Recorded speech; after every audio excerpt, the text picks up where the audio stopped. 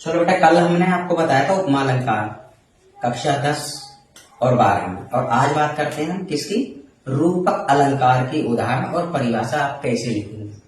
तो कभी कभी बच्चे कंफ्यूज हो जाते हैं, रूपक अलंकार को और उपमा अलंकार को एक सा ही मान लेते हैं। हाँ, डिफरेंट तो है, अंतर तो है, लेकिन वो अंतर आज हम समझेंगे और आपको वो परिभाषा भी बताएंगे। बच्चे कंफ्यूज बहुत जल्दी हो जाते हैं। चलिए हम परिभाषा पे बात करते हैं, किसकी, रूपक अलंकार की परिभाषा।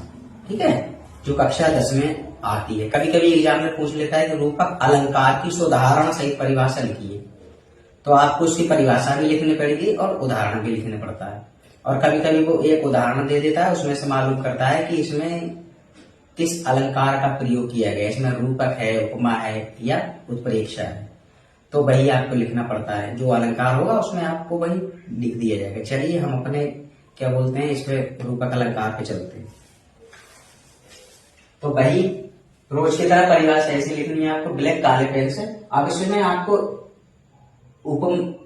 जो आपको उपमा अलंकार बताया था कल, और ये हम बता रहे हैं रूपक अलंकार, तो इनमें अंतर है, ज्यादा अंतर नहीं है, थोड़ा बहुत अंतर है इसमें। वही अंतर को आज हम समझेंगे और हमारा रूपक अलंकार क्लियर होगा। चलिए बढ़ते हैं। इसमें क्या है, जहां उपमेय या उपमान हो, जहां उपमेय या उपमान हो। उपमेय क्या है, जिसकी तुलना की जाए, और उपमान क्या है, जिससे तुलना की जाए। समझ गया, जहां उपमेय या उपमान को एक रूप मान लिया जाए वहां रूपक अलंकार होता है। यानी कि दोनों को एक मान लिया जाए, किसको, उपमेय को और उपमान को एक मान लिया जाए, वहां क्या होता है बेटा, रूपक अलंकार होता है। तो उपमेय क्या है, ये क्या है, जिसकी तुलना की जाए, किससे, उपमान क्या है, जिससे तुलना की जाए, वहां क्या होता है बेटा, रूपक अलंकार होता है। मैं दोबारा फिर बता रहा हूं आपको, जहां उपमेय या उपमान को एक रूप मान लिया जाए वहां रूपक अलंकार होता है। ठीक है, अब ये उपमेय क्या है, जिसकी तुलना की जाए, उपमान क्या है, जिससे तुलना की जाए। उपमा अलंकार क्या था, उपमा अलंकार क्या था, जब किसी व्यक्ति या वस्तु की तुलना किसी अन्य व्यक्ति या वस्तु से की जाए, वहां क्या होता है बेटा, उपमा अलंकार होता है। और यहाँ क्या, रूपक अलंकार है, जहां उपमेय या उपमान को, जहां उपमेय या उपमान को एक रूप मान लिया जाए, वहां क्या होता है बेटा, रूपक अलंकार होता है। समझ गया, फिर बता रहा हूं, जहां उपमेय या उपमान को एक रूप मान लिया जाता है वहां रूपक अलंकार होता है। उपमेय क्या है, जिसकी तुलना की जाए, उपमान क्या है, जिससे तुलना की जाए। समझ गए, यानी कि दोनों को एक रूप मान लिया जाए, वहां क्या होता है बेटा, रूपक अलंकार होता है। वही एक लाइन छोड़ के नीचे लिखना है क्या, उदाहरण किसका, रूपक अलंकार का आपको लिखना पड़ेगा, रूपक अलंकार का उदाहरण। कैसे लिखेंगे, चरण कमल बंदव हरिराई, चरण कमल बंदव हरिराई, यानी कि चरण कैसे हैं। ठीक है, चरण कमल के समान नहीं है, यानी कि चरण कमल हैं। उसमें क्या था, उपमा में, अगर उपमा में ये होता तो चरण कमल के समान है, लेकिन यहाँ ऐसा नहीं होगा, यहाँ रूपक अलंकार है, यहाँ दोनों को एक मान लिया जाता है। इस परिभाषा पे आते हैं दोबारा से, जहां उपमेय या उपमान को एक रूप मान लिया जाता है वहां रूपक अलंकार होता है। यहाँ क्या, चरण कमल बंदव हरिराई, यानी कि चरण क्या है, चरण कमल है, कमल के समान नहीं, चरण कमल है, किसके, बंदव हरिराई, यानी कि भगवान के हरि के जो पैर हैं वो क्या है, कमल हैं, चरण कमल है, कमल के समान नहीं, कमल है, चरण कमल बंदव हरिराई। ठीक है, इसमें क्या है कि भगवान के चरण हैं, क्या है, कमल हैं, कमल के समान नहीं, कमल हैं। ऐसे पढ़ेंगे, मैं फिर बता रहा हूं दोबारा, चरण कमल बंदव हरिराई, यानी कि जो हरि पद या पैर कमल हैं, किसके, भगवान के। तभी तो यहाँ लिखा है चरण कमल बंदव हरिराई, यानी कि भगवान के चरण क्या हैं, कमल हैं, कमल के समान नहीं, कमल हैं। तो यहाँ क्या होगा बेटा, रूपक अलंकार होता है। मैं दोबारा फिर परिभाषा बता रहा हूं आपको, जहां उपमेय या उपमान को एक रूप मान लिया जाता है वहां क्या होता है बेटा, रूपक अलंकार होता है, जहां दोनों चीजों को एक मान लिया जाए।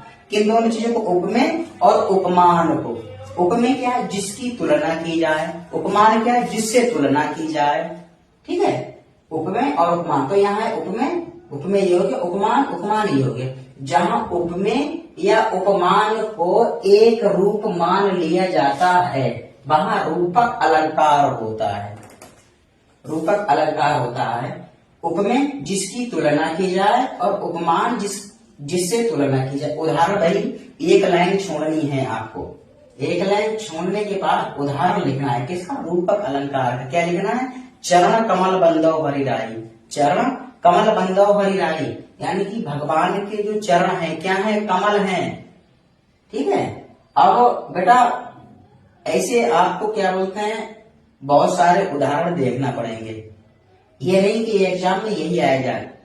ये तो मैंने एक आपको तरीका बताया है कि रूपक अलंकार में क्या होता है। तो रूपक अलंकार में उपमेय और उपमान को एक रूप मान लिया जाता है, वहां क्या होता है बेटा, रूपक अलंकार होता है।